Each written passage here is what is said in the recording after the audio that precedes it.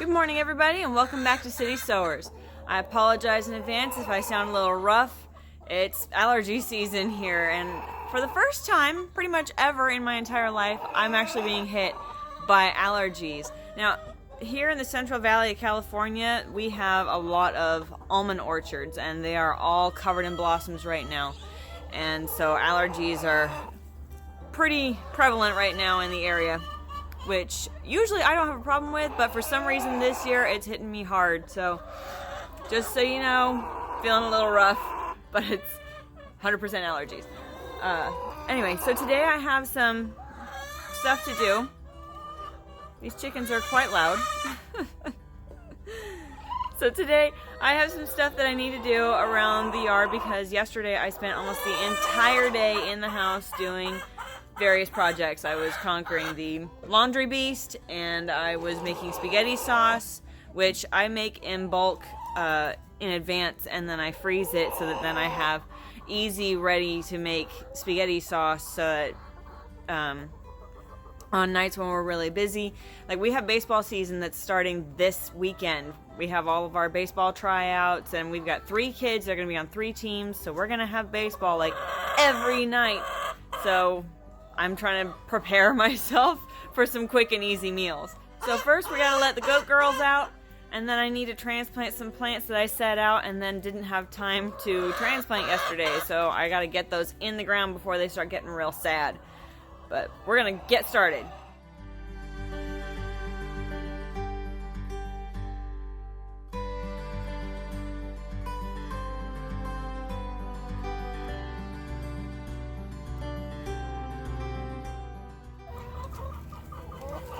Miss Jane, you're looking so wide.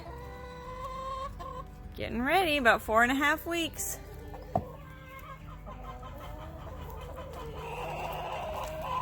Betsy, a little less obvious, but she's about 4 weeks behind Jane. This is actually Betsy's first pregnancy. Thank you, Betsy. She actually didn't get bred last year. We tried, but she didn't take.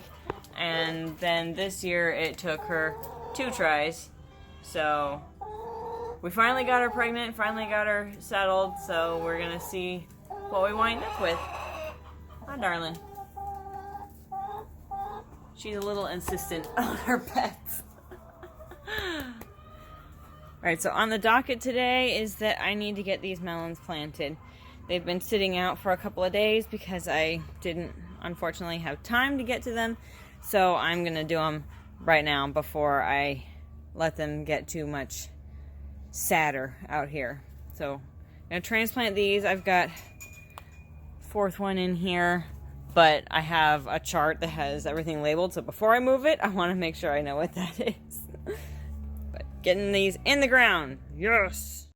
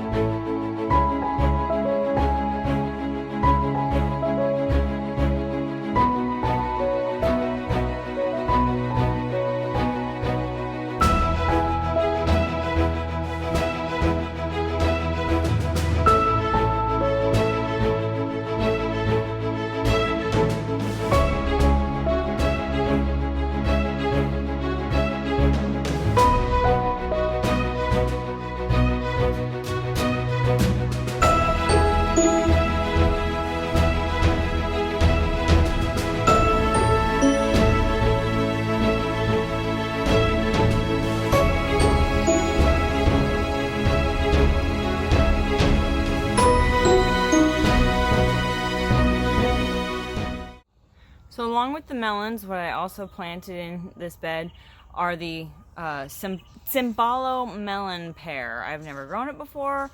I've never really heard of it before, but I have seeds for it, and it's something that requires a long season, which I do have. So I went ahead and gave them a whirl, and we'll see if they can take off. Now the plants seem a little droopy. I don't know if that is just the kind of plant it is, if it's just delicate, or if they're sad. So I guess we'll find out here in the next few days if they're going to start taking off or if they're going to just not make it. But experimentation is half the fun of gardening, right? My darling David really wanted me to grow another Nature's Riddle. I grew it last year, and it was the biggest tomato that I've ever seen, let alone grown. It produced a 2.5 pound tomato, and on the same plant produced another one that was almost 2 pounds, I think. So it makes some whoppers, and it produced a lot of them. So it did really well. It made really big ones, and they were also really tasty. And when I told David that I wasn't going to be growing one this year, just because I wanted to try all these different varieties, and I didn't have space to grow a lot of things over again, he was so sad.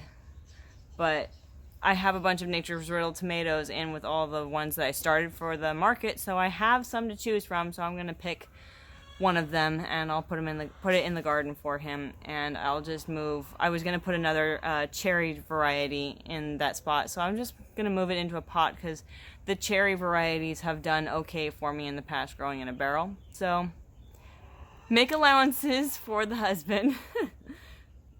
He doesn't have a ton of input as to what I grow. He just says, just grow me a tomato, or just grow me a hot pepper. Just grow me something in a category. He won't give me a variety usually. So this year he really wanted that particular tomato, so I will grow it for him. Okay, now one thing that I heard about through Jess over at Roots and Refuge said that she had heard an old wives' tale or an old farmer's trick that if you plant a whole egg with a tomato, it will make the tomato do better. So I thought that I would experiment with that this year, and all my tomatoes so far have been planted with an egg. Now, I happen to have some small eggs because I have some first-timer chickens that haven't quite mastered the art yet, so we've got some small ones. So I've been just using the small eggs and cracking them before I put them in the hole, so we can just cracking it, not like breaking it per se, just cracking it a little, and then putting it in my nice deep hole, and then put the tomato right on top.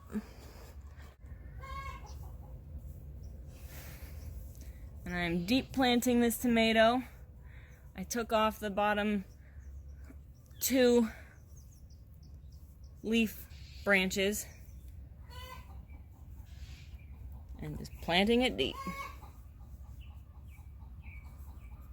And we'll put a water source right there. It's ready to go. So that's how I'm doing all my tomatoes this year. Alright, so here's our Lucky Nature's Riddle winner. I've already removed all the branches down here. I'm going to plant it all the way up to about here. That'll give it some good root supply. Hopefully it'll produce some more winners for me this year. Alright, so there it is. It seems so much shorter now, but it's going to be one really strong plant once all those roots form. So, rest well, my beauty. No. I've already pulled off some blossoms from Dr. White's over here because it wanted to produce fruit, but you know what? It's only been in the ground for less than a week and it's so small still. I didn't want it trying to put energy into making tomatoes yet, so I went ahead and pinched those off to let it focus its energy on growing and getting strong first. Then we can talk about fruit development. So I'm out here amending the kids' barrels, getting ready to put their tomatoes in. First of all, the little volunteer forget-me-not that came up from last year. I think this one's a California bluebell, but I have to wait until it opens. But over here, The fruit salad tree is blossoming. So I believe that this branch is the nectarine. Makes beautiful little pink blossoms.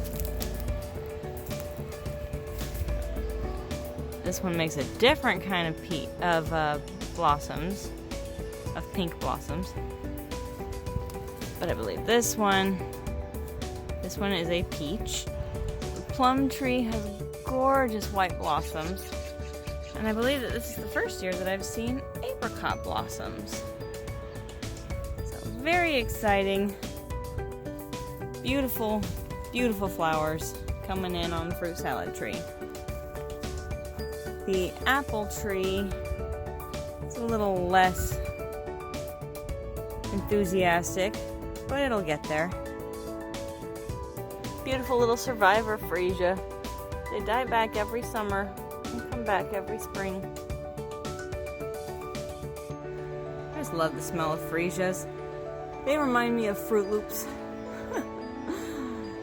Nothing like flowers that smell like your favorite sugary cereal when you were a kid. But anyway, back to work. So I've been amending the kids' barrels, getting them all topped off. Now they have these flowers that kind of volunteered from last year, so what I did was I kind of like moved the root ball up so they were still up at the soil level. We'll see if that works. I hope it worked. But so I wanted to be able to keep the cats out for now because I'm gonna have to run inside and start dinner because I'm doing a slow cooker or a Dutch oven recipe that's going to take a little bit of time in the middle of the afternoon. So I wanted to make sure that the cats aren't going to get in there. And that's my brilliant spur of the moment idea for now. Just cover it. Let's see, there's Mr. Kitty already coming to check out what I'm doing over here. So I'm going to get these all covered up so that they're protected and then I can go inside and do dinner without having to worry about it. Okay, so dinner is now in the oven. I got it all set and ready to go. So now I can work on the rest of these containers that I have out front because I need to get those prepped, set, ready, and hopefully, maybe, planted. We'll see. Alright, so that's all these beds are, well, because these barrels are amended. And that container over there has been amended and planted up with some echinacea. I'll have to get that covered up here pretty quick before the cats get to it.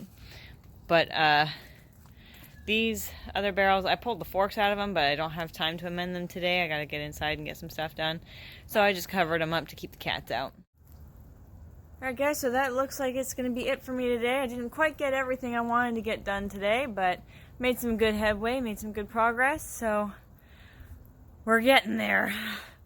All this intense hard work getting ready for, I guess, spring is here, but we're getting ready for the official growing season. So getting things planted, getting things ready to be planted, it's all a lot of work, but it's all really rewarding in the end. So until then, this is your urban nerd with a goat herd telling you you can grow where you're planted.